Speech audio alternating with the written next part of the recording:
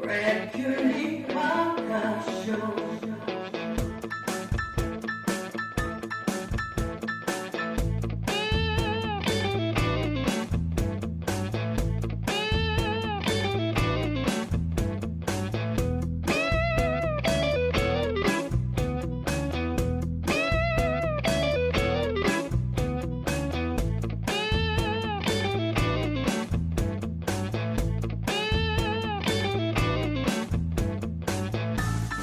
Brad Cooney podcast show.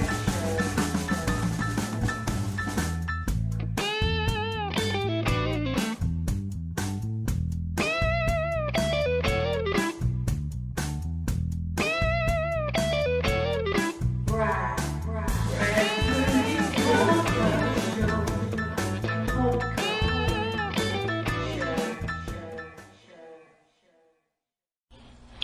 All right, BradCooney.com is absolutely honored to have on board from The Voice Season 14, Miss Spenhsa Baker. Spensha, what is up? Thanks for joining us. Thank you for having me, Brad. Very, very welcome. First of all, congrats. Fantastic blind audition. Great job. Thank you so much. I know you're excited, so let's talk about it. You sang Blackbird, which is like one of my all-time favorite songs. You put your own spin on it, which I thought was great. Yeah, and I also like how you put your own spin on it. So just kind of bring us up to the blind audition. How was it you came up with that song, and how you prepared for it? Yeah. So I obviously originally heard the original version of Blackbird, obviously by, Paul McCartney, and obviously loved it. So I knew once I, had gotten the opportunity to do a blind audition that would definitely be a song I wanted to sing. Anytime somebody would ask me just in general to sing something for them a cappella or anything, that was always my go-to song. And when I knew I was doing the blind audition, I knew that would be the song I would sing, and my mother and I had always discussed it. If we get a blind, that would be the song, and so it's such a blessing that one, I was able to sing the song, and two, my voice has its own sound, a little more soulful, and so I was able to sort of put my own spin on it. But what was most important to me was staying true to the message and also the simplicity of what Paul did when he wrote it and sang it. So I wanted it to keep its integrity, and so I was really glad that I was able to do that. Yeah, you absolutely were, and you make a great point, because when Paul sang it, you really feel it, and it's like takes you on a little bit of a journey, and you did the same thing. Now, with your own spin on it, was that a spin that you've done before? Like when you said you sang it previously a cappella, did you change it up a little bit more for the blind? No, actually, that the way I sang it at my blind is the way that I sang it to anyone who would, who was interested in hearing me sing. And the funny thing is, when you go in to rehearse for the blind audition, it's like the first time you're hearing, the band play, what you've been thinking of in your mind. And so the first time I heard them sort of add music to it, it was very emotional for me. Because one, he wrote the song in the 60s, and, it was obviously pertaining to race relations. So the message is pretty profound. And two, my voice just naturally took on that sound, and, hearing the band play for the first time was so moving. And the one thing I was wanting to do was just to keep it as simple as the way that it was written. So, that was the same way I was singing it, in my everyday life. And then it was just sort of magnified for my blind. That's awesome, man. I want to give a shout out. You mentioned the band, the voice band. They don't get near the recognition that I want them to get. Those guys they're incredible. No. They're incredible. Yeah, I've been a fan of the show since season 1. Me too. And so while everybody's looking at the singer, always look at Paul Markovich like I am his fan, you know. So to get to work with the band and just to have them to work with them up close and personal is really a really cool part of being on The Voice. You know, it's funny because I have this little challenge. It's weird. I play guitar. I've been playing guitar for about 30 years. I'm not a very good scale guitarist because my hands are really small. But I play rhythm. I can finger pick. I can finger pick and play rhythm a little bit. But I have this challenge. I'm like you. I'm a big fan of the band. So I always listened ever since season 1. I'm waiting for them guys to make a mistake because I don't think they're human sometimes. I know. I know. They never do. I never. It's these guys are aliens or something. Are they from another planet? I don't know. They're playing I don't know how many songs an episode. It's crazy. I know. It's funny. It's would these guys please, just one. I'm begging, just one mistake, please. I know. Playing a bad note. They're so good. All right, so when you got up there and talk about the nerves, what do you do to calm yourself? Because that's a huge opportunity. You got these legends sitting in front of you. Yeah. You're going to be seen by millions of people on TV. What do you do? What is it that you do to calm yourself before you go out there? Well, I'll be honest with you. I haven't sang in 3 years, so being on stage, the Voice was my first time being on stage in years. Wow. So I sort of, I don't know. I don't think I did cook to do anything to calm myself. But out there. usually, I'm able to accomplish some sort of peace with prayer. So I usually just try to pray before I go on stage. But I think for my blind, this was my first time singing on a stage in a long time. So on one hand, I didn't really do anything to calm myself, and then the other half of that is I'm glad that I didn't, and I think it was good for me to feel all of that emotion and that nervous energy because I was able to channel it once I got on stage. Yeah. Obviously, in real life, if I were ever to do a show and I was getting nervous, I would probably, try to find some way of calming myself through prayer or just through, kind of keeping to myself and staying quiet or something like that. But in this situation, I was pretty darn nervous. I bet so. So what about the night before the blind audition? How did you sleep? Did you get any sleep in at all? I didn't. Yeah. I don't blame you. No. I mean, it's you could try and it doesn't work. No. I don't even like giving, sometimes with my job when I'm not doing podcasts, I have a normal job. Occasionally I have to, speak in front of, little small groups. And I'm and I've never been comfortable doing that, ever. So, for you to get up there in front of 3 absolute legends in music, or 4. No, 3. Yeah. Wait, Adam, Blake, Kelly, 4. Alicia. I don't know why. Yeah, there's 4. Yeah, there's 4. For you to do that. There's 4. Yeah, absolutely, there's 4. I don't know why I was thinking 3. But for you to do that, and you're going to be, millions and millions of people are going to watch you, that's insane. That's such a huge thing for someone to do. Oh, my goodness. Small crowds are the worst for singers because they're, it's more nerve-wracking than singing to thousands and thousands of people. And this was, somewhere in the middle. So, it was a very interesting experience, to say the least. I interviewed maybe it was 2 years ago now, but the rock band 3 Doors Down? Yes, I've heard of them. Yeah, they had that song Kryptonite. They were really popular in the 90s and the early 2000s. But I interviewed Brad Arnold, the singer, and I asked him about, because, they used to play stadiums and stuff in the 90s and the 2000s. They were, huge. And I asked him about that as far as singing in front of people. Would you rather sing in front of, 30,000 people in a football stadium or he said he's more nervous doing it playing the club scene before they got signed to a big contract. Yeah. So what you said makes sense. It's weird. It's strange. It's weird. I don't know why that is. It's really a universal thing. The smaller the crowd, the more nervous you get. Oh, that's crazy. All right, so you got so when the chairs turn, do you breathe like 20,000 pounds off of your chest while you're trying to sing the song, or you still maintain that focus and make it to the end? Because I would have to guess that once some chairs turn, you're like, wow, I mean, thank God, you know. No, I actually didn't know that they turned until I was done singing.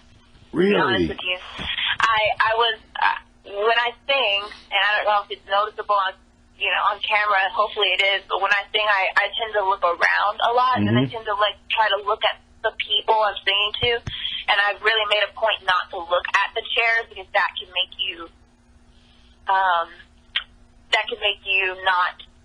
Like maybe forget the words or something? It'll make you want to sing to get them to turn, and then to me it just throws everything off. Yes, you can overplay so I really it. wanted to relay the message and sing to the people in the room, and so I was looking around the entire time, and so I actually didn't realize that Kelly and Blake turned until the very last note of the song, and that's obviously why I got emotional at the very end. Sure.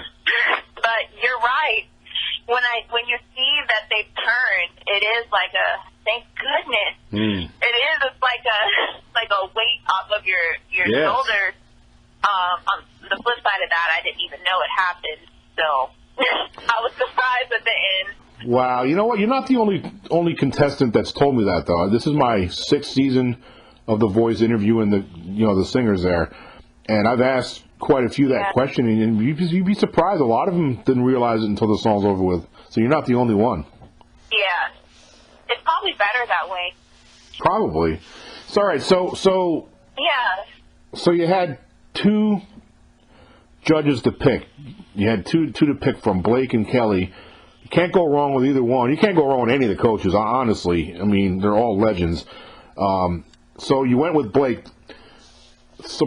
Surprised me a little bit, but not a whole lot, because I heard some stuff in your voice where I was like, yeah, I think she can sing across genres. I really do. But I was leaning maybe Kelly for you, but you went with Blake. So talk about your decision to pick Blake. Yeah. Well, one, I can speak. I think I can speak for all of us when we're grateful if any chair turns. Sure. But going into the show, obviously I knew I wanted to sing country music. Obviously Blake was on my radar. I really wanted him to turn. I really wanted to work with him from the start. When Kelly started speaking, it was so compelling, though. It was very complicated in the moment because she was saying so many wonderful things, and her and I's voice can be relatable. I felt like we would understand each other musically and as singers, and I loved the things that she was saying to me about choices and how she navigated through her own journey on American Idol, and how she could bring that to the table for me. But I think Blake she kind of tugs on my heart more, and I think in situations like The Voice, you really have to follow your heart, and he was very specific with me about the things my voice was doing, and he just was very detailed, and he was really, really paying attention, and I respect that a lot, and so I followed my heart and went with Blake. But you're absolutely right. I mean, either way, Kelly, when I walked down from my blind, she told me, before she gave me a hug, she said, either way, this is a win-win situation for you, and I totally agree, because either way, it would have been amazing.